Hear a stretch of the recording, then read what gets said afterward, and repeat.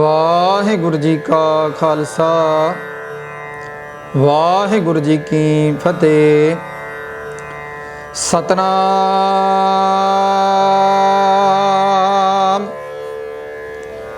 श्री वाहिगुरु साहिब जीओ।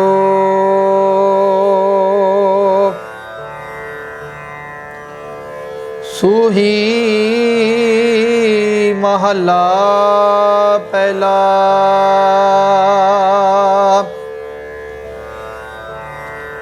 घर छेवा।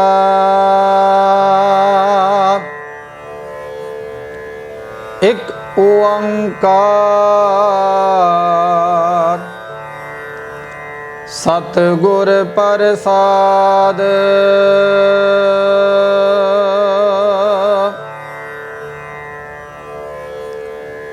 उजल कहा चिलकना।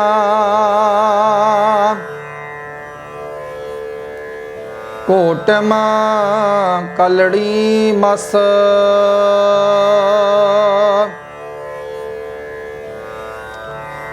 धोते झूठ ना उतरै।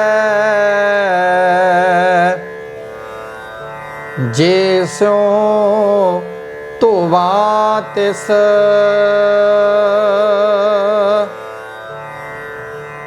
उजल कहा चिलकना। कोटम कलड़ी मस।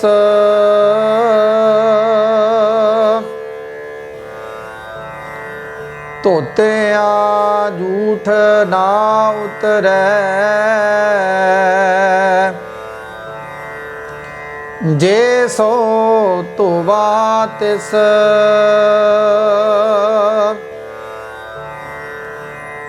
सजन सेई नाल मैं चलदियां नाल चलन।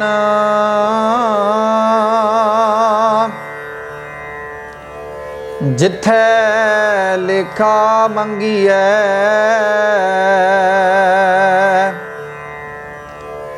तिथे खड़े दिसन। रहाव कोठे मंडप माड़िया। पासो चित बिया।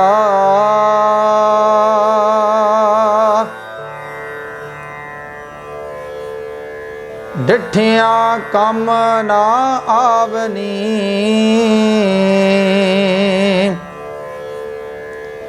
बिचों सखणिया। बग्गा बग्गे कपड़े तीरथ मंजन वसन।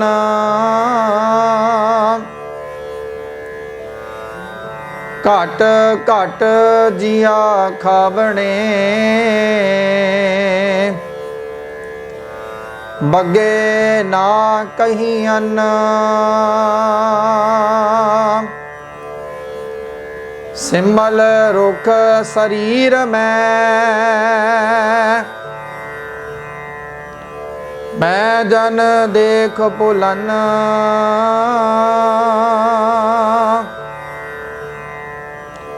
से फल कम ना आवनी।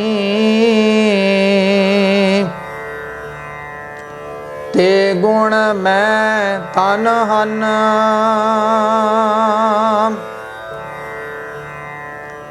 अंधले भार उठाए डूगर बाट बहुत।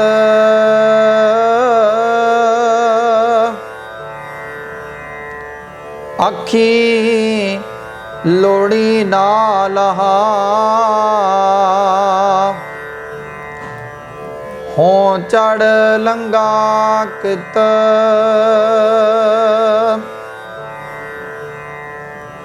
चाकरियां चंगियाइयां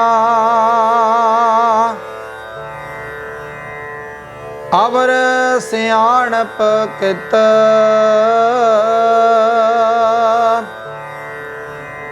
ਨਾਨਕ ਨਾਮ ਸੰਭਾਲ ਤੂੰ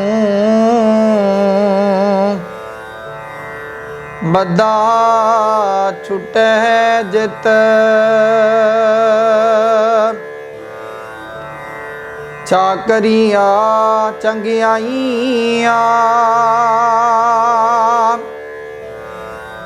ਅਵਰ ਸਿਆਣਪ ਕਿਤ ਨਾਨਕ ਨਾਮ ਸੰਭਾਲ ਤੂੰ ਬੱਧਾ ਛੁਟੈ ਜਿਤ। ਵਾਹਿਗੁਰੂ ਜੀ ਕਾ ਖਾਲਸਾ ਵਾਹਿਗੁਰੂ ਜੀ ਕੀ ਫਤਿਹ। ਪਰਮ ਸਤਿਕਾਰਯੋਗ ਗੁਰੂ ਕੀ ਸਾਜੀ ਨਿਵਾਜੀ ਸਾਧ ਸੰਗਤ ਜੀਓ, ਆਪ ਜੀ ਵੱਡੇ ਭਾਗਾਂ ਵਾਲੇ ਹੋ ਜੋ ਕਿ ਆਪ ਜੀ ਨੇ ਅੱਜ ਦੇ ਇਹ ਪਾਵਨ ਅੰਮ੍ਰਿਤਮਈ ਬਚਨ ਸਤਿਗੁਰ ਸਾਹਿਬ ਸ੍ਰੀ ਗੁਰੂ ਰਾਮਦਾਸ ਮਹਾਰਾਜ ਜੀ ਦੇ ਦਰ ਸੱਚਖੰਡ ਸ੍ਰੀ ਦਰਬਾਰ ਸਾਹਿਬ ਅੰਮ੍ਰਿਤਸਰ ਤੋਂ ਅੰਮ੍ਰਿਤ ਵੇਲੇ ਸਤਿਗੁਰੂ ਪਾਤਸ਼ਾਹ ਜੀ ਨੇ ਅਪਾਰ ਬਖਸ਼ ਰਹਿਮਤ ਕਰਦਿਆਂ ਹੋਇਆਂ ਸਮੁੱਚੀ ਮਾਨਵ ਜਾਤੀ ਦੇ ਲਈ ਅਤੇ ਸਮੁੱਚੇ ਸੰਸਾਰ ਦੀ ਭਲਾਈ ਦੇ ਲਈ ਸਤਿਗੁਰ ਸਾਹਿਬ ਸ੍ਰੀ ਗੁਰੂ ਗ੍ਰੰਥ ਸਾਹਿਬ ਜੀ ਮਹਾਰਾਜ ਨੇ ਸੋਹਣੇ ਆਸਣ, ਸੋਹਣੇ ਸਿੰਘਾਸਣ ਤੇ ਸੁਭਾਏਮਾਨ ਹੋ ਕੇ, ਪ੍ਰਕਾਸ਼ਵਾਨ ਹੋ ਕੇ ਸਮੁੱਚੀ ਕਾਇਨਾਤ ਦੀ ਭਲਾਈ ਦੇ ਲਈ ਇਹ ਪਾਵਨ ਅੰਮ੍ਰਿਤਮਈ ਬਚਨਾਂ ਦੀ ਦਾਤ ਬਖਸ਼ਿਸ਼ ਕੀਤੀ। ਸੋ ਆਪ ਸਮੂਹ ਸਾਧ ਸੰਗਤ ਨੇ ਇਹਨਾਂ ਪਾਵਨ ਬਚਨਾਂ ਨੂੰ ਬੜੇ ਪਿਆਰ ਅਤੇ ਸਤਿਕਾਰ ਦੇ ਨਾਲ ਸਰਵਣ ਕੀਤਾ ਹੈ।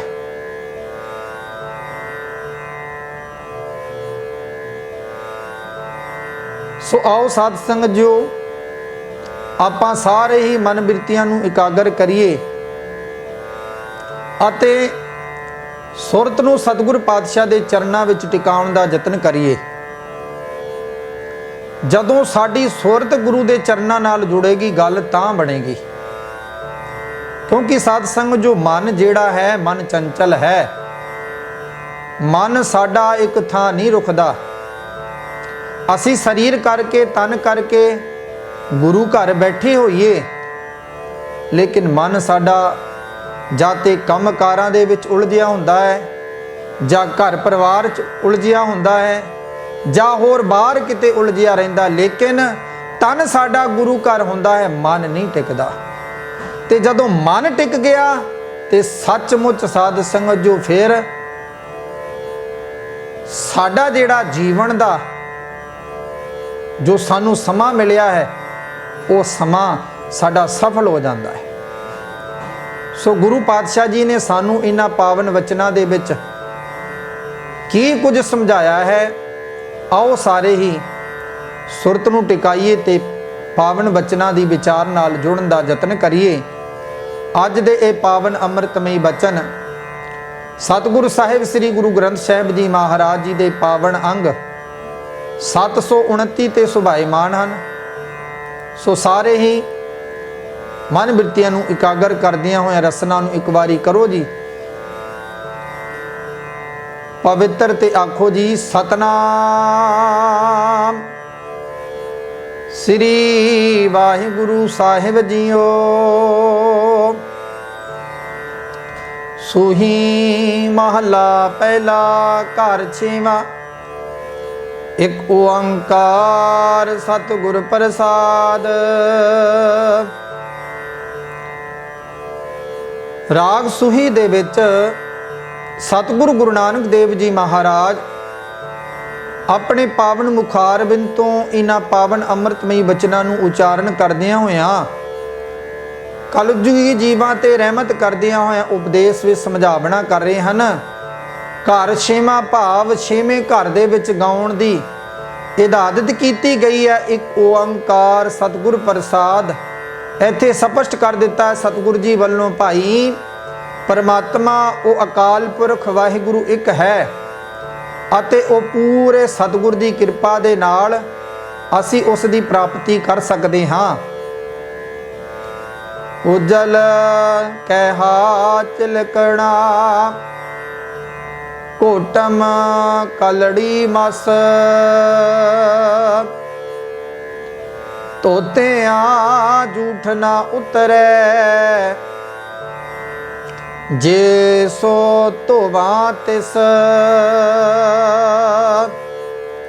ਸਤਿਗੁਰੂ ਗੁਰੂ ਨਾਨਕ ਪਾਤਸ਼ਾਹ ਜੀ ਸਾਨੂੰ ਇੱਥੇ ਸਪਸ਼ਟ ਕਰਕੇ ਸਮਝਾ ਰਹੇ ਹਨ, ਇਹ ਜਿਹੜਾ ਸਾਡਾ ਭਾਂਡਾ, ਸਫਰ ਦਾ ਭਾਂਡਾ ਸਰੀਰ ਸਾਨੂੰ ਮਿਲਿਆ ਹੈ, ਇਸ ਭਾਂਡੇ ਦੇ ਵਿੱਚ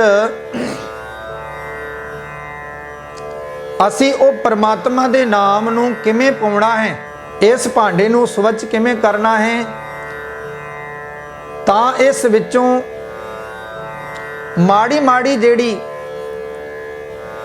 ਕਾਲੀ ਸਿਆਹੀ ਲੱਗੀ ਗਈ ਹੈ, ਮਾੜੇ ਕਰਮਾਂ ਦੀ ਜੋ ਸਿਆਹੀ ਇਸ ਨੂੰ ਲੱਗੀ ਹੋਈ ਹੈ, ਗੁਰੂ ਪਾਤਸ਼ਾਹ ਜੀ ਫਰਮਾਨ ਕਰਦੇ ਨੇ, ਜੇ ਮੈਂ 100 ਵਾਰੀ ਪੀ ਉਸ ਕਹਿ ਦੇ ਭਾਂਡੇ ਨੂੰ, ਜਿਸ ਨੂੰ ਇਹ ਝੂਠ ਹਉਮੈ ਦੀ ਮੱਲ ਲੱਗੀ ਹੋਈ ਹੈ, ਜੇ ਭਾਂਡੇ ਨੂੰ ਧੋਣਾ ਹਾਂ ਨਾ, ਸਾਫ਼ ਕਰਾਂ ਤਾਂ ਪੀ, ਇਹ ਜਿਹੜਾ ਭਾਂਡਾ ਹੈ ਧੋਤਾ ਨਹੀਂ ਜਾ ਸਕਦਾ। ਬਾਹਰੋਂ ਧੋਣ ਨਾਲ ਇਸ ਸਰੀਰ ਦੀ ਜਿਹੜੀ ਅੰਦਰੂਲੀ ਝੂਠ ਕਾਲਖ ਦੀ ਉਹ ਦੂਰ ਨਹੀਂ ਹੋ ਸਕਦੀ। ਉਹ ਦੂਰ ਤੇ ਤਾਂ ਹੋਵੇਗੀ ਜਦੋਂ ਤੂੰ ਗੁਰੂ ਦੀ ਸਤ ਸੰਗ ਵਿੱਚ ਆ ਕੇ ਜੁੜੇਗਾ।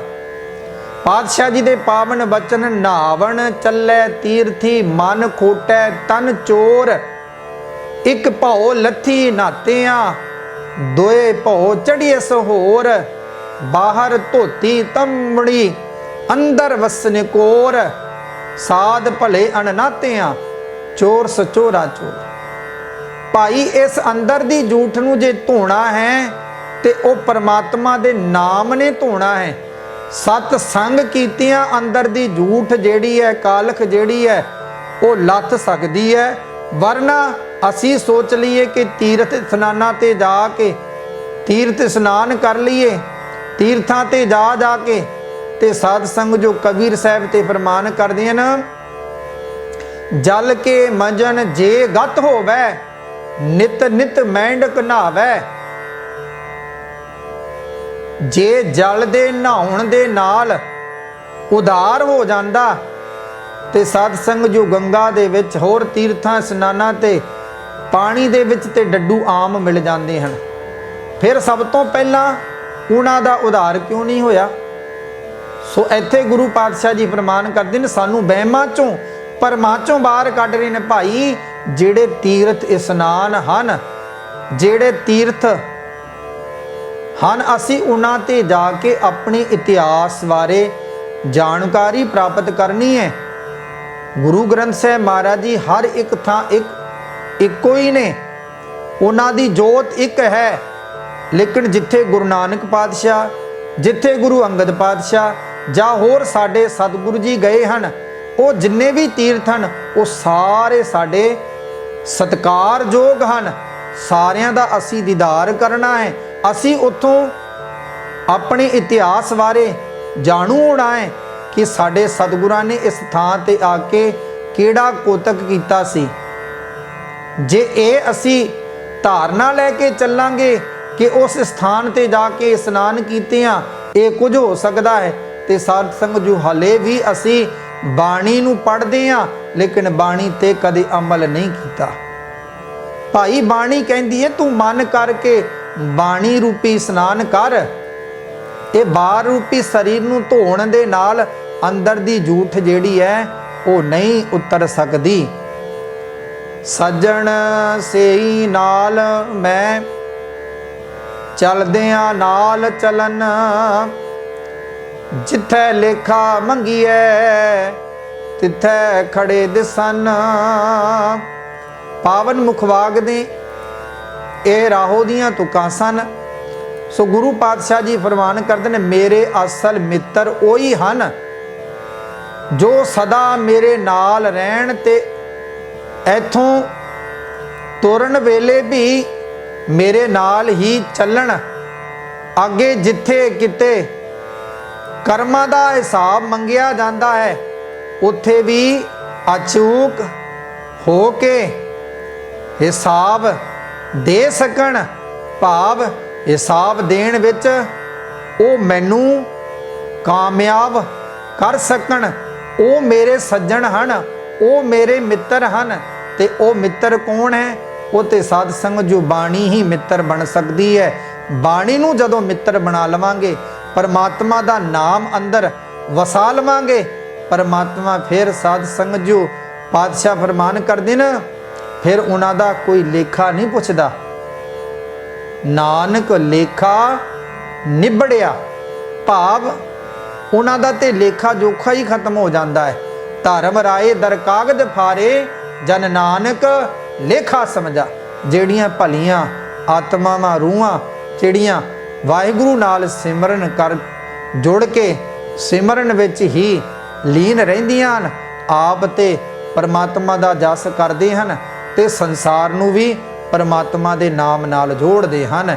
ਇਹੋ ਜਿਹਿਆਂ ਦਾ ਅਸੀਂ ਸੰਗ ਕਰਨਾ ਹੈ।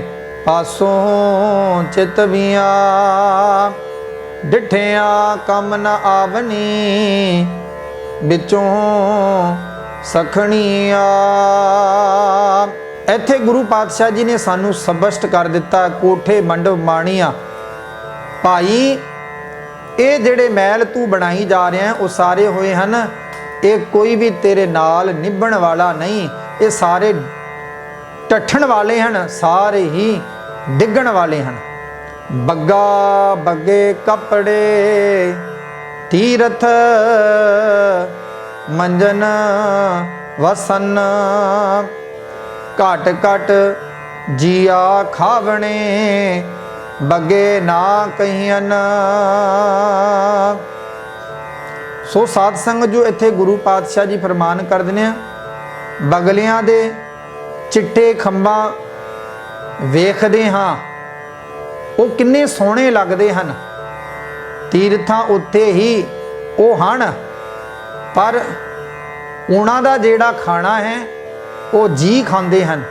ਭਾਵ ਗੰਗਾ ਦੇ ਕਿਨਾਰੇ, ਤੀਰਥਾਂ ਦੇ ਕਿਨਾਰੇ ਉਹ ਬੈਠੇ ਰਹਿੰਦੇ ਨੇ ਅੱਖਾਂ ਬੰਦ ਕਰਕੇ, ਤੇ ਉਸ ਦੇ ਵਿੱਚੋਂ ਘੁੱਟ ਘੁੱਟ ਕੇ ਉਹ ਜੀਵਾਂ ਨੂੰ ਖਾ ਜਾਂਦੇ ਹਨ।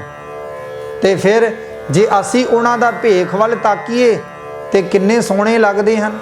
ਲੇਕਿਨ ਗੁਰੂ ਪਾਤਸ਼ਾਹ ਜੀ ਫਰਮਾਨ ਕਰਦੇ ਨੇ, ਭਾਈ ਅਸੀਂ ਭੇਖ ਨੂੰ ਨਹੀਂ ਵੇਖਣਾ, ਅਸੀਂ ਅੰਦਰ ਕੀ ਹੈ ਉਹ ਵੇਖਣਾ ਹੈ।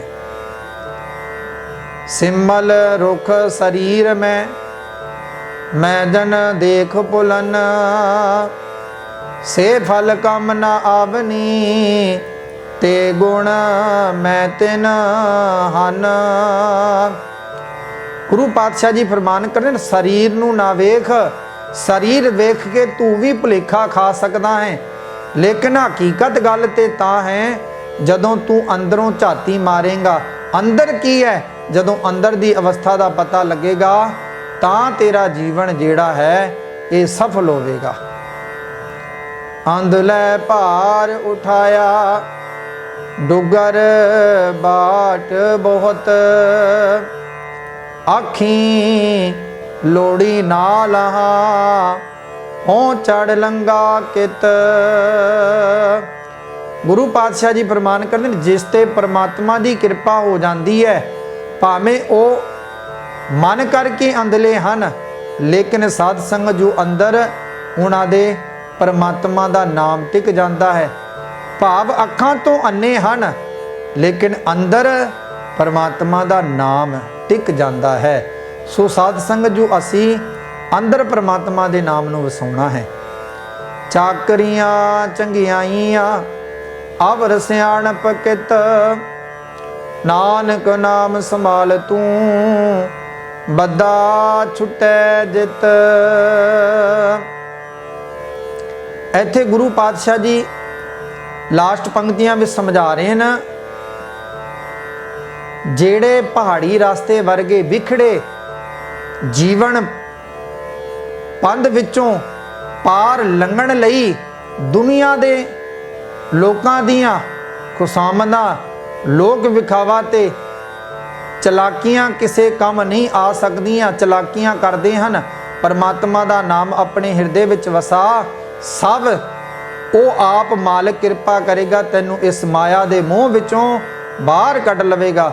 ਸੋ ਸਾਧ ਸੰਗਤ ਜੋ ਜੇ ਬੰਦ ਖਲਾਸੀ ਕਰਨੀ ਹੈ ਤੇ ਸਾਨੂੰ ਸਾਧ ਸੰਗਤ ਵਿੱਚ ਆ ਕੇ ਬਹਿ ਜਾਣਾ ਚਾਹੀਦਾ, ਸਾਧ ਸੰਗਤ ਕਰਨੀ ਚਾਹੀਦੀ ਹੈ, ਤਾਂ ਸਾਡਾ ਜੀਵਨ ਸਫਲ ਹੋ ਸਕਦਾ ਹੈ। ਸੋ ਆਪ ਜੀ ਵੱਡੇ ਭਾਗਾਂ ਵਾਲੇ ਹੋ, ਆਪ ਜੀ ਨੇ ਅੱਜ ਦੇ ਪਾਵਨ ਮੁਖਵਾਕ ਦੀ ਵਿਚਾਰ ਨਾਲ ਸਾਂਝ ਕੀਤੀ ਹੈ। ਵਿਚਾਰਾਂ ਕਰਦਿਆਂ ਬੇਅੰਤ ਭੁੱਲਾਂ ਗਲਤੀਆਂ ਹੋ ਗਈਆਂ ਹੋਣਗੀਆਂ, ਗੁਰੂ ਅਤੇ ਗੁਰੂ ਦੀ ਸੰਗਤ ਬਖਸ਼ਣ ਯੋਗ ਹੈ। ਬੁਲਾਓ ਜੀ ਫਤਿਹ। ਵਾਹਿਗੁਰੂ ਜੀ ਕਾ ਖਾਲਸਾ, ਵਾਹਿਗੁਰੂ ਜੀ ਕੀ ਫਤਿਹ।